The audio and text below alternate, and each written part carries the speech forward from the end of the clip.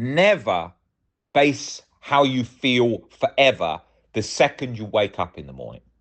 When you wake up in the morning, you may be a bit dehydrated because you haven't drank water through the night, and just how your sleep cycle has affected you differently. Sometimes you might sweat a lot in the night, especially if you've got bad anxiety, you're on different meds. You may experience that sweating in the night where the whole bed feels soaked through in sort of cold sweat, right?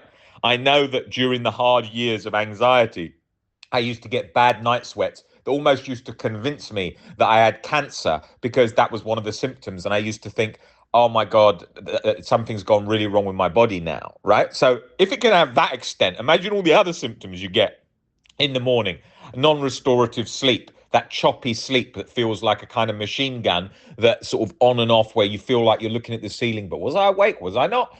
And then you wake up, you're tired, you're fatigued, you got that sort of slightly brain foggy, not clarity, anxiety coming in like a train at 100 miles an hour. So your heart's got palpitations the second you wake up.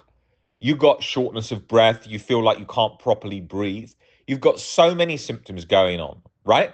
And you think at that point is a great time to assess your life, your whole emotional state forever? No. Your future self is thanking you for being here. It's thanking you for riding those peaks and troughs along the journey, right? Do not measure with your anxiety thermometer how you feel first thing and base everything off that. It changes. You get up, you have a shower, you have a orange juice, you have a tiny little walk just for even 2 minutes, and you think, God, I'm feeling 20% better. But no, Rob, I feel horrendous all day. Anxiety's got me in a 24-hour grip. I get that. It felt like that for me. But when you start recovering, you start chipping away at that, you get little breaks, little 5%, little 10% improvements along the way. Do not base it forever the first second. You are changing through the day. Late in the night, a lot of symptoms may change. People with fibromyalgia, ME, MS, CFS, all of that, they often notice that come 5 o'clock, they start to feel a bit better, quite a lot better. Later in the evening, they feel like they're almost back to normal sometimes, right? I know I certainly did with lots of the physical, neurological symptoms I experienced. I used to wake up and feel like death. And then at like 5 o'clock, I'm not too bad. Or a little nap in the afternoon, I'm not too bad. Sometimes a little nap, I felt worse.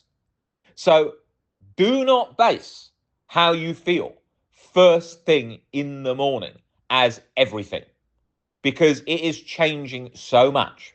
You may eat a good meal and afterwards feel better. You might feel sleepy. You might then have the nap and then feel better, right? You might go to the gym, have a workout, and at first it feels worse, but then at the end, endorphins kick in and you feel better. You might go out with some friends and have a bit of social reaction and feel better. So many things. Life is changing all the time.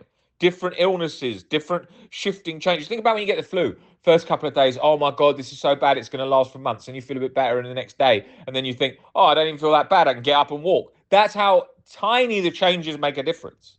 Okay? Do not base how you feel forever on the first few seconds in the morning.